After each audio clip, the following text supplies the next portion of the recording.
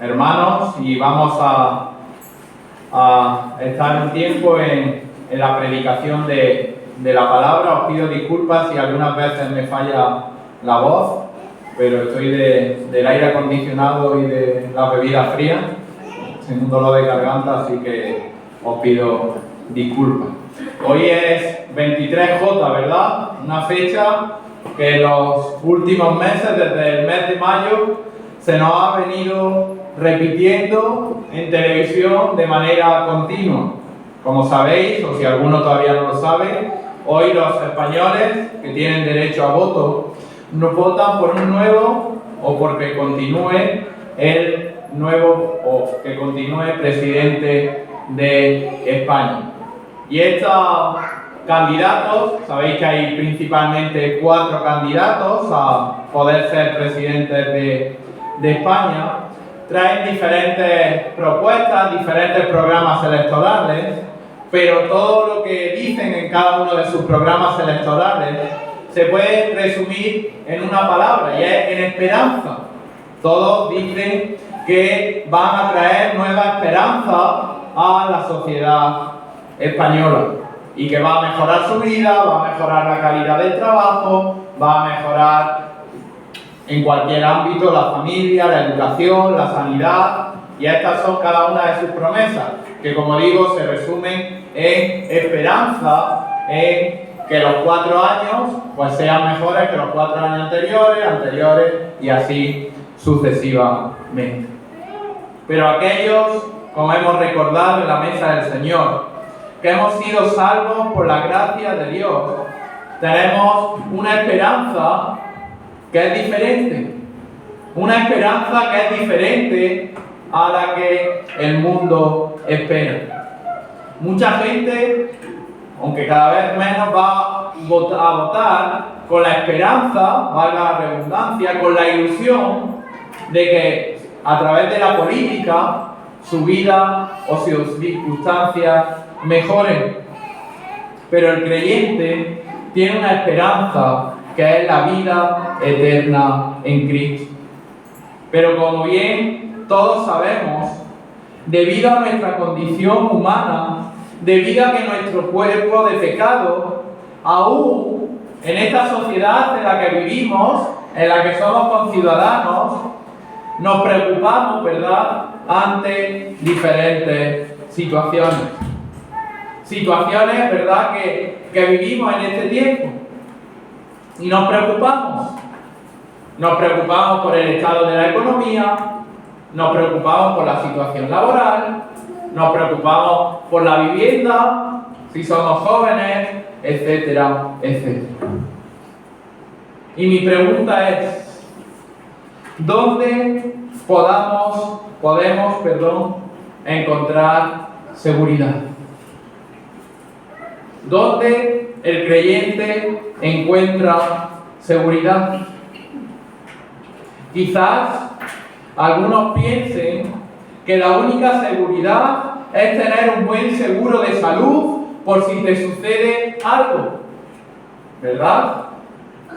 Quizás algunos piensen que su seguridad está en su dinero, pero como hemos visto, ¿verdad?, desgraciadamente en los años anteriores, la pandemia, el dinero no podía frenar y muchas personas con gran poder adquisitivo han fallecido. Yo siempre recuerdo una de las personas más ricas de España, Amancio Ortega. Su esposa falleció de cáncer y pudo llevarla a los mejores centros de salud, no de España, sino de todo el mundo, pero su esposa falleció. El dinero que tenía no pudo hacer nada para salvarle la vida. Otros pueden pensar que su seguridad y su bienestar va a venir de las votaciones y de los resultados que salgan en las elecciones del 23 de julio. Incluso puedes obviar todo lo que he dicho y pensar que tu seguridad viene de tu vigor, viene de tu fuerza, viene de tus ganas de vivir, y como suele decir normalmente la gente joven, carpe diem, vamos a vivir el momento, esa es mi seguridad. Pero en esta mañana vamos a ver cuál es la verdadera seguridad. Y ya os adelanto que la verdadera seguridad no es el dinero, que la verdadera seguridad no es tu puesto laboral, no es tu herencia, sino que la verdadera seguridad es tu fe en Cristo. Y la pregunta que nos debemos de hacer en esta mañana es, si la verdadera seguridad es la fe en Cristo, ¿cómo puedo obtener esta seguridad? ¿Cómo puedo tener a Cristo en mi vida? ¿Cómo puedo tener a Cristo en mi vida de una forma real? ¿Cómo puedo, como antes hemos visto, que estaba alejado de Cristo, muerto en mis delitos y pecados, cómo puedo afirmar con total seguridad de que tengo vida eterna y de que Cristo me ha salvado? ¿Cómo puedo disfrutar de la verdadera seguridad? Si hoy preguntásemos en nuestra sociedad si van a ir al cielo, probablemente la mayoría de las personas, ¿sabéis lo que nos responderían? Que sí. De hecho, aunque no hayas creído nunca en Dios, aunque fallezca una persona que ha sido atea, siempre en el momento en que fallece, mira a la estrella, ¿verdad? A todo este tipo de expresiones para decir, bueno, ella está allí en el cielo, para calmar su interior sobre el destino eterno de esas personas que mueren sin Cristo. Y los argumentos que se dan para defender tu seguridad futura son argumentos banales. ¿Qué usan? Bueno, es que hay personas peor que yo. Bueno, yo nunca he robado, yo soy un buen ciudadano.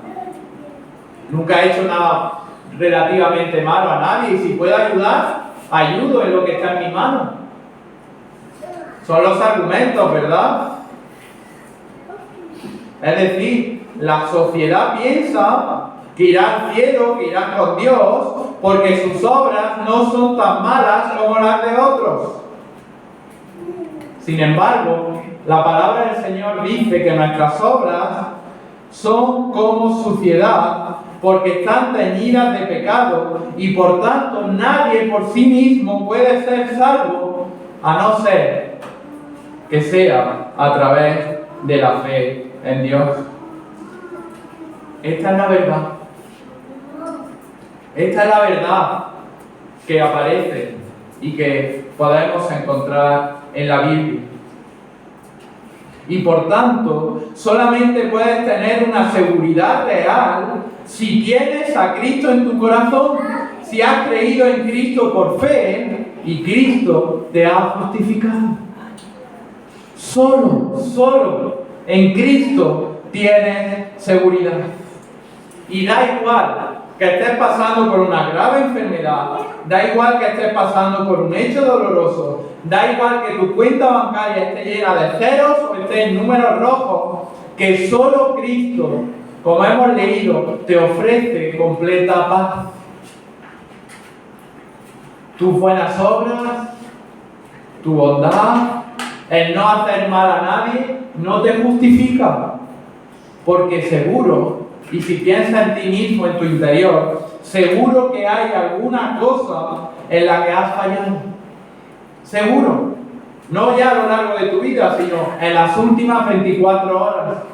Un mal pensamiento, un mal gesto, una mala palabra.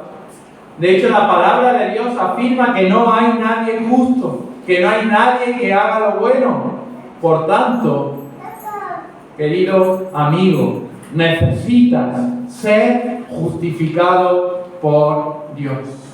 Y esto es lo que Pablo nos escribe y donde vamos a estar en el capítulo 3 a los Romanos, los versículos del 20 al 26. Romanos capítulo 3, versículos del 20 al 26. Y la carta a los Romanos, que fue escrita hace 2000 años, tiene muchas cosas que decir a la iglesia hoy. tanto en cuanto a nuestra fe como a nuestra práctica, ya que explica el mensaje del Evangelio y aplica el Evangelio. Sabéis que Pablo escribe esta carta a los creyentes que se reunían en la ciudad de Roma, una iglesia que había sido fundada en el año 42 después de Cristo. Es decir, le está escribiendo a creyentes, a cristianos corrientes como tú y yo, que necesitaban saber que toda persona es pecadora y por tanto lo único que cada uno de nosotros merecemos es el infierno. Necesitan saber que solo Cristo salva, que solo Cristo te provee de reconciliación con Dios, que solo Cristo te libera del pecado y que solo Cristo te da seguridad de vida eterna. Por tanto, ¿de qué habla la carta? Del Evangelio. El Evangelio como revelación de la justicia de Dios. Una justicia que solo puede experimentarse por la fe. Y fijaros, esto trata en este pasaje que vamos a estar en esta mañana. Romanos capítulo 3, versículo del 20 al 26. Dice versículo 20, ya que por las obras de la ley ningún ser humano será justificado delante de él, porque por medio de la ley es el conocimiento del pecado. Versículo 21. Pero ahora, aparte de la ley, se ha manifestado la justicia de Dios, testificada por la ley y por los profetas. La justicia de Dios por medio de la fe en Jesucristo, para todos los que creen en Él, porque no hay diferencia. Fijaros, versículo 23. Por cuanto todos pecaron y están destituidos de la gloria de Dios, siendo justificados gratuitamente por su gracia, mediante la redención que es por Cristo Jesús, a quien Dios puso como propiciación por medio de la fe en su sangre, para manifestar su justicia a causa de haber pasado por alto en su paciencia los pecados pasados, con la mira de manifestar en este tiempo su justicia, a fin de que Él sea el justo y el que justifica al que es de la fe de Jesús. Hasta aquí la palabra del Señor. Y la primera enseñanza que Pablo presenta en este pasaje es la siguiente: nadie, repito, nadie puede ser salvo por las obras de la ley. Nadie puede ser salvo por sí mismo. Nadie puede ser salvo por los hechos que haga. Fijaros versículo 20. Ya que por las obras de la ley ningún ser humano será justificado. Es decir, el mejor de los esfuerzos humanos que puedas hacer no llega a cumplir el estándar exigido por Dios. Por tanto, el tratar de cumplir la ley jamás bastará para ser declarados justos. Porque dice la palabra del Señor que el que incumple uno de los puntos de la ley se hace culpable de toda la ley. La ley, como hemos visto, por tanto, nos justifica. La ley lo que nos hace ver es nuestra condición de pecado. Nos hace ver cuál es el estándar de Dios, cuál es el carácter de Dios, qué es lo que Dios exige, y nos hace ver nuestra incapacidad. Nos hace ver nuestra maldad, nos hace ver nuestro pecado en relación a la santidad de Dios. Por eso el versículo 21 continúa y dice, pero ahora, es decir, la palabra ahora es importante en la Biblia, porque nos enseña que antes las cosas eran de una forma, pero ahora, en nuestro tiempo, en el tiempo de la iglesia, son de otra. ¿Por qué? Fijaros, antes la situación era la siguiente. Antes de venir Cristo, como vimos el viernes pasado, cada uno de nosotros tenía la ira de Dios que pesaba sobre nosotros. Como consecuencia, estábamos condenados a ir al infierno.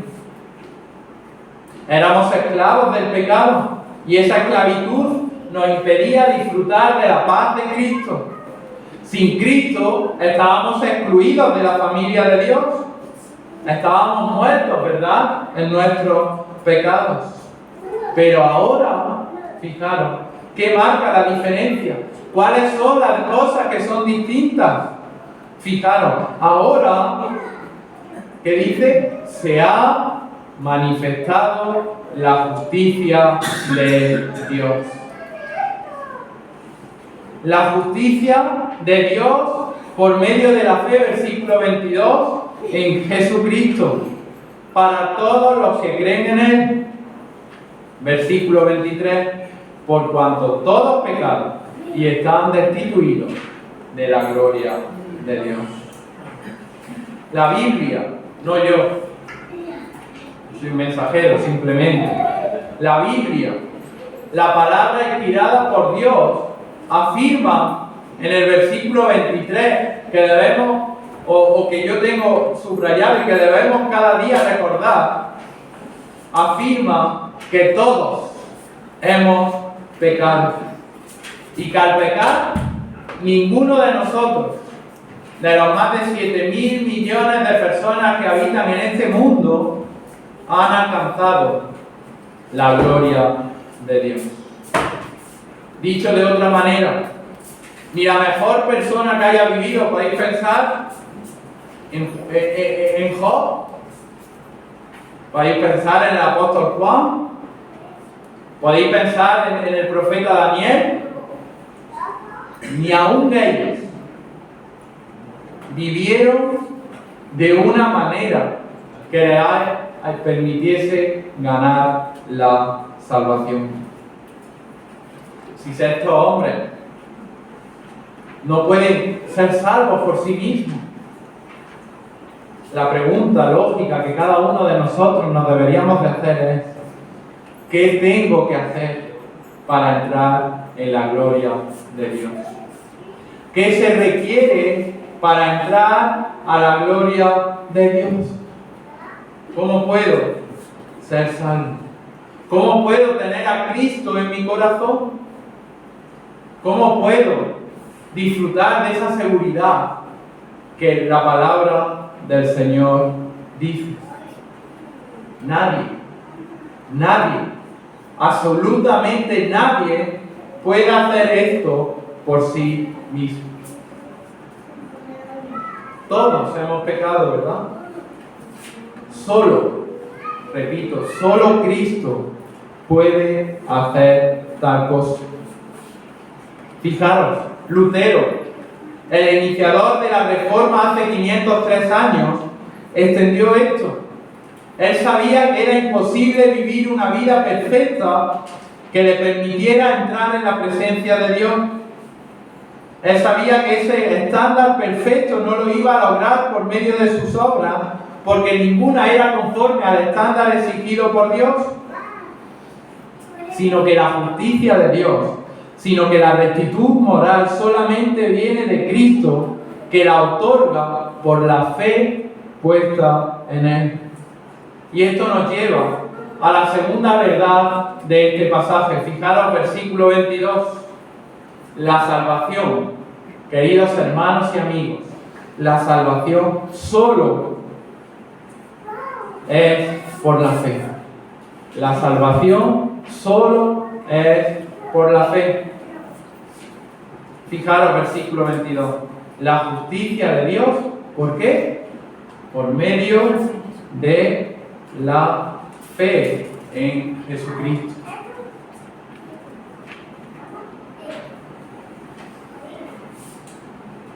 Solo Cristo te puede dar la santidad por medio de la fe en Él. El día en que Cristo murió en la cruz, cada uno de nuestros pecados le fueron cargados en su cuenta.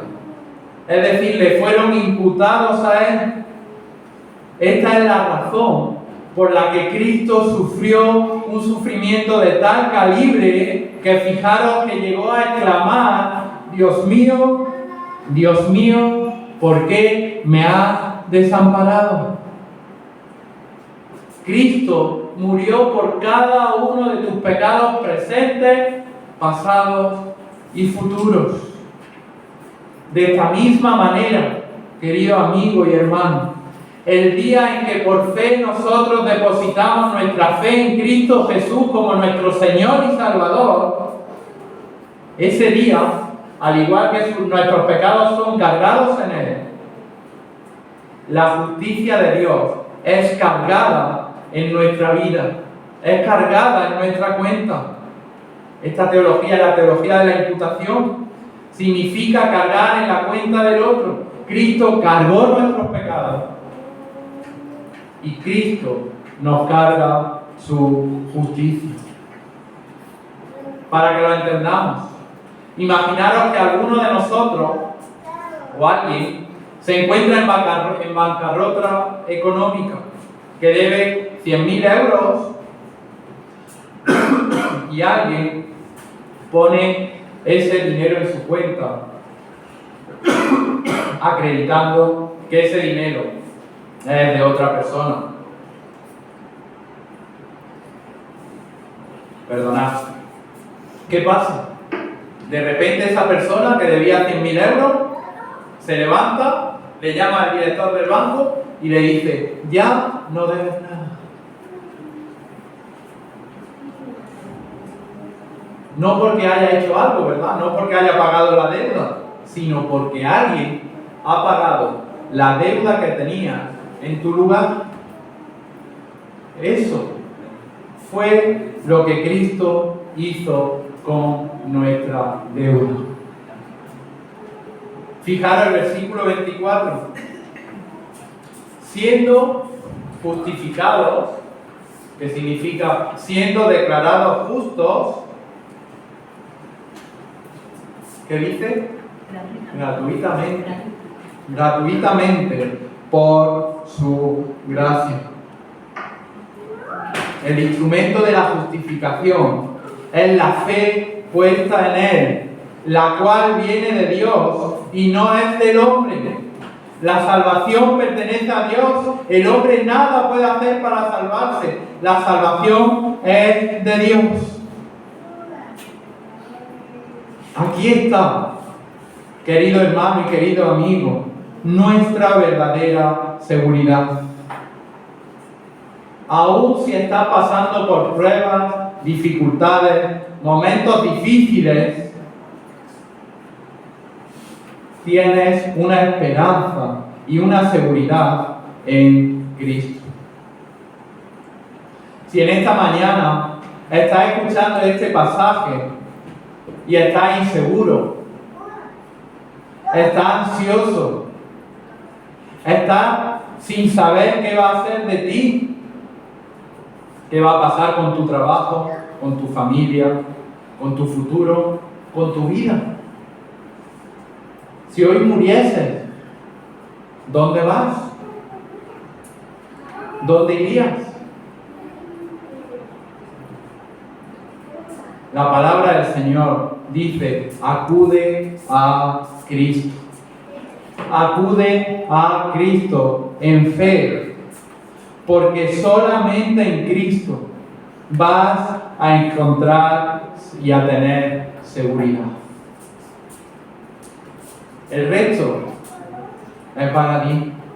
Solo en Cristo vas a poder escapar de la esclavitud del pecado en la que vives y vas a gozar de la libertad que Cristo ofrece, sabiendo que tu vida, como dice Colosenses capítulo 3, está escondida en Cristo Jesús.